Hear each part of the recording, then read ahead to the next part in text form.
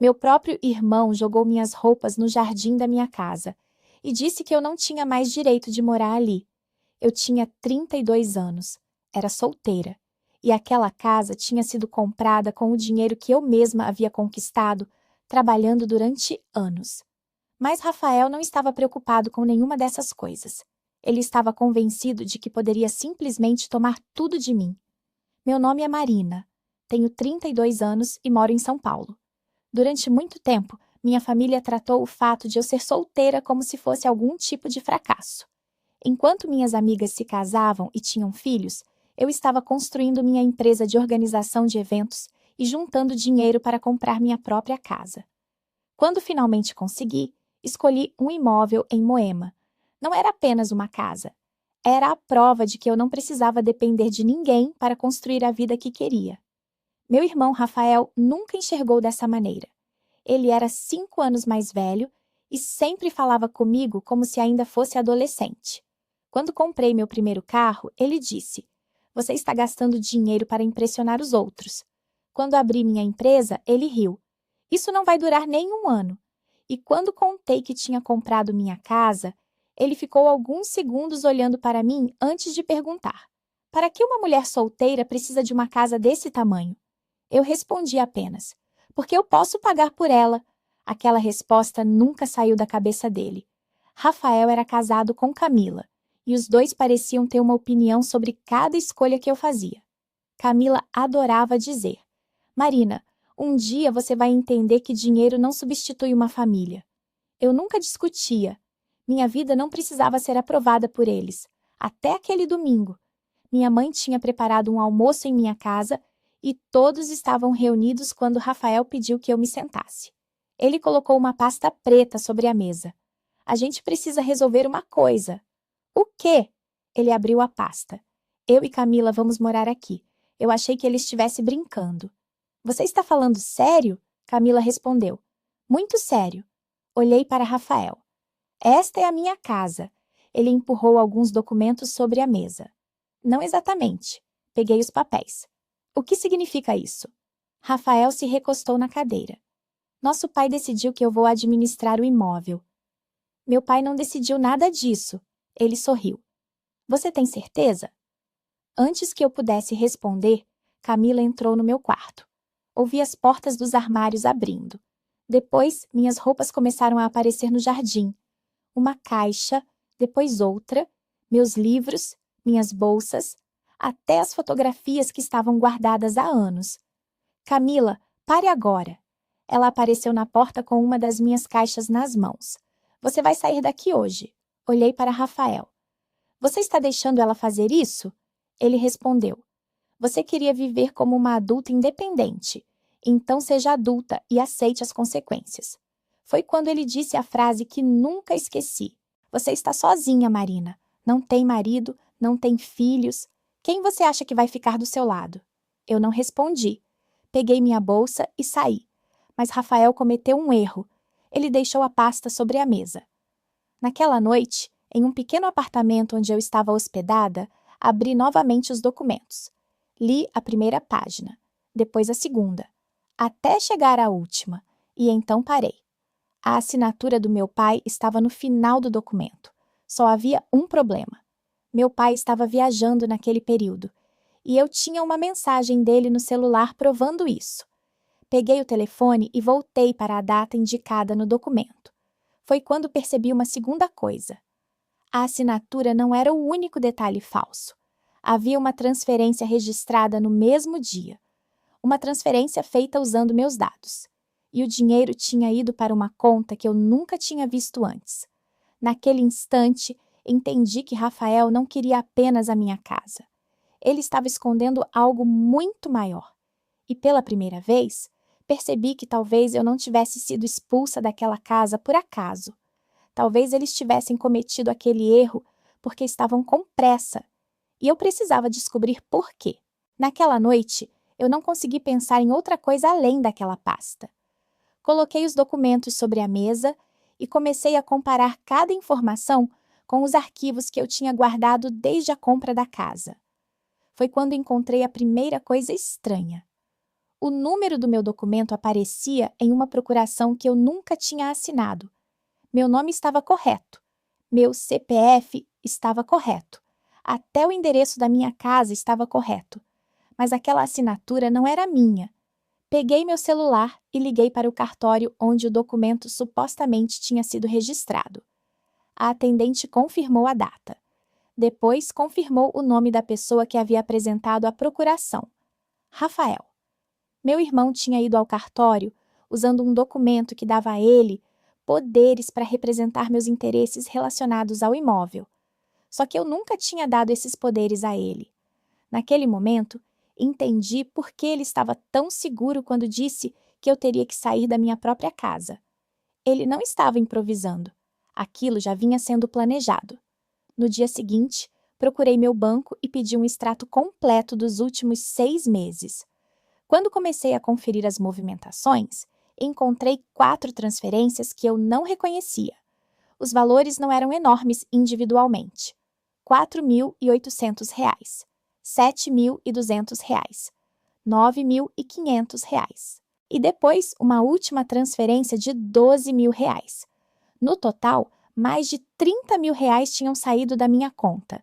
Eu não havia feito nenhuma daquelas operações. Pedi ao gerente que verificasse como elas tinham sido autorizadas. Ele encontrou registros de atendimento presencial e uma procuração vinculada ao meu cadastro. Perguntei quem havia apresentado o documento. A resposta confirmou o que eu já começava a temer. Rafael. Meu irmão tinha usado aquela procuração para movimentar dinheiro em meu nome. Mas havia uma coisa que não fazia sentido. Eu nunca tinha assinado procuração alguma. Peguei todos os documentos e procurei Henrique, um advogado, que uma cliente da minha empresa havia me indicado. Ele analisou a procuração, os registros bancários e os documentos do imóvel. Depois voltou para a primeira página. Marina, você reconhece essa assinatura? Não. Ele apontou para a data. E você estava onde nesse dia? Abri o calendário no celular. Eu lembrava exatamente daquela semana. Em São Paulo, trabalhando. Henrique continuou analisando os papéis. Então precisamos descobrir quem assinou isso e como esse documento foi usado. Foi quando percebi uma coisa que eu ainda não tinha contado a ele.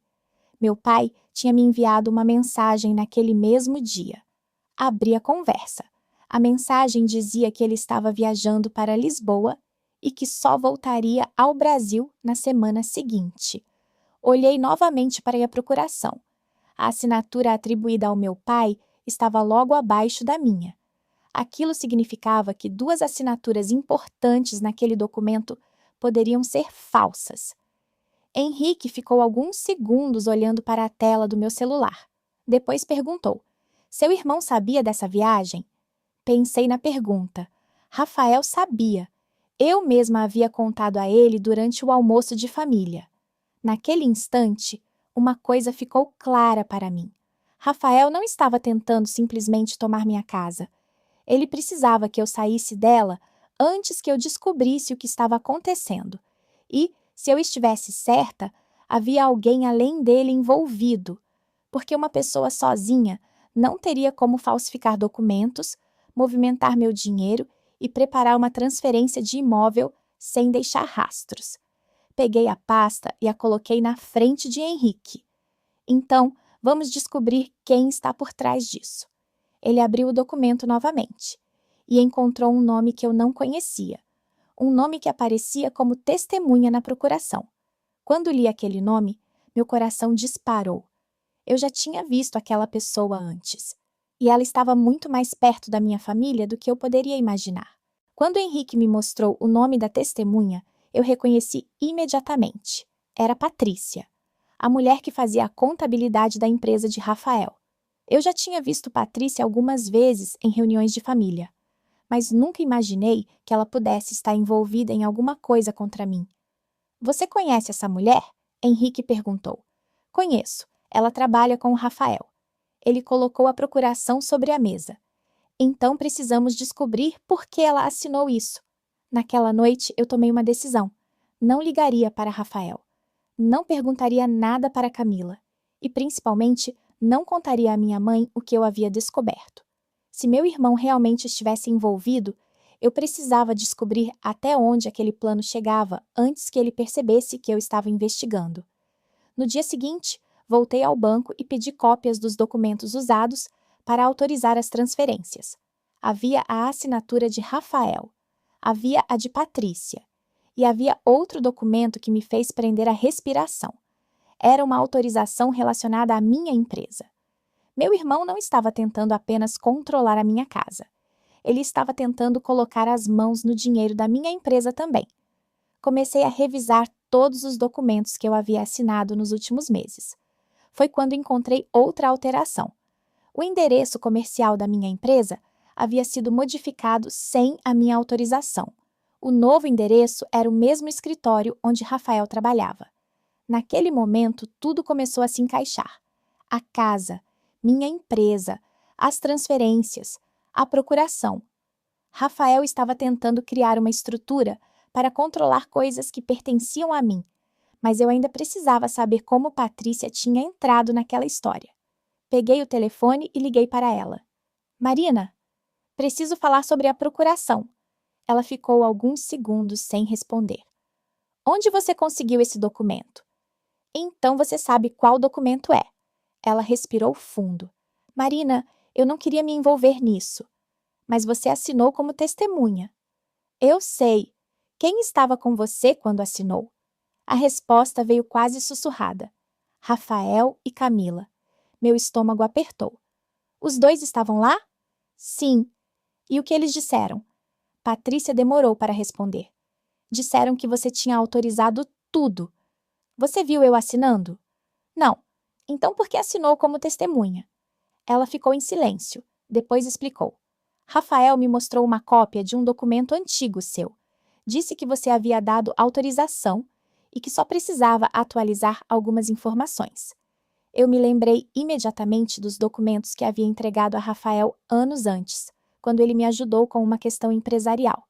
Ele tinha tido acesso a cópias dos meus documentos e talvez tivesse guardado tudo, mas ainda faltava descobrir o motivo. Patrícia, o que Rafael pretendia fazer com a casa? Dessa vez, ela não respondeu imediatamente. Quando finalmente falou, sua voz estava diferente. Marina, você precisa entender uma coisa. O quê? A casa não era o objetivo final. Meu coração disparou. Então qual era? Rafael precisava colocar o imóvel no nome de uma empresa antes de conseguir vender.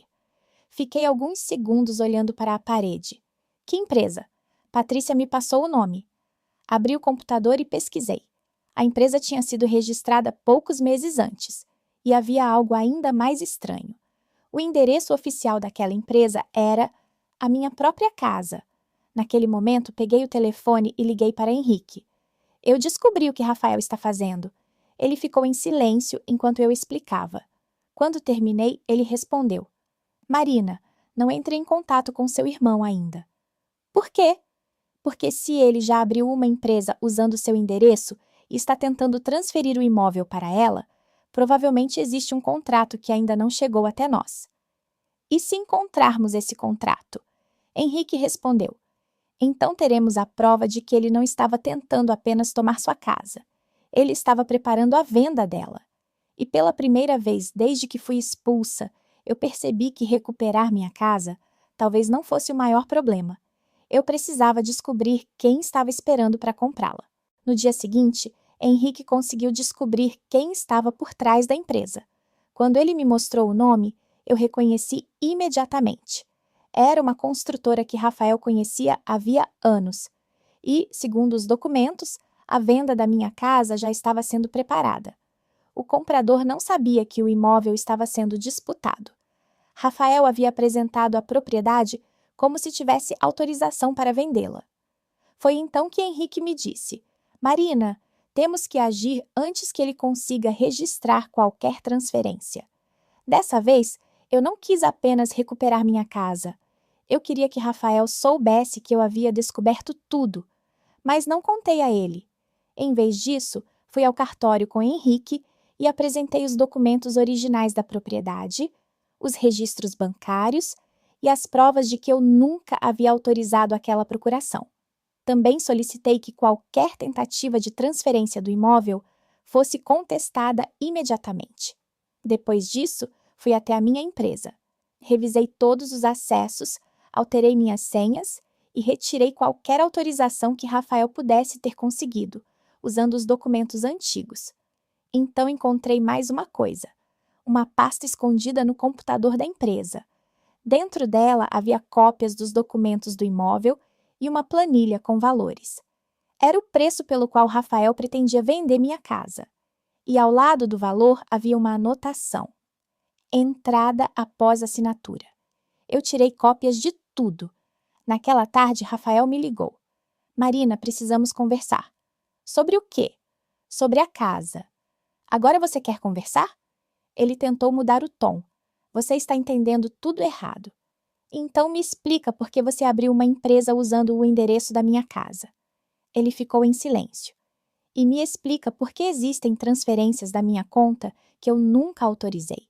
Mais alguns segundos. Então ele perguntou: quem contou isso para você? Eu quase sorri. Ele não perguntou se era verdade. Perguntou quem tinha contado. Isso foi suficiente. Rafael, eu já tenho os documentos. Ele tentou me convencer de que estava apenas tentando ajudar a família, mas eu interrompi. Você jogou minhas coisas no jardim porque achou que eu não teria coragem de descobrir o que estava fazendo. Dessa vez, ele não respondeu. Continuei. A casa continua sendo minha. A empresa continua sendo minha. E o dinheiro que você retirou também vai voltar. Na semana seguinte, Henrique entrou com todas as medidas necessárias. A tentativa de transferência foi bloqueada. A empresa que Rafael havia criado não conseguiu assumir o imóvel. E os documentos falsificados passaram a fazer parte da investigação. Rafael e Camila tiveram que responder pelo que fizeram. Eu também recuperei o dinheiro que havia sido retirado da minha conta. Meses depois, voltei para minha casa. Entrei pelo mesmo portão por onde havia saído, carregando apenas uma bolsa. Olhei para o jardim onde minhas coisas tinham sido jogadas. Dessa vez, eu não estava ali para provar nada para ninguém. Eu tinha aprendido uma coisa que jamais esqueceria. Eles confundiram minha independência com fraqueza. Confundiram o fato de eu ser solteira com falta de apoio. E confundiram minha calma com incapacidade de reagir. Mas a verdade era simples. Eu não precisava de um marido, de um irmão ou de qualquer outra pessoa para defender aquilo que era meu. Eu só precisava descobrir a verdade. E quando descobri, ninguém mais conseguiu tirá-la de mim.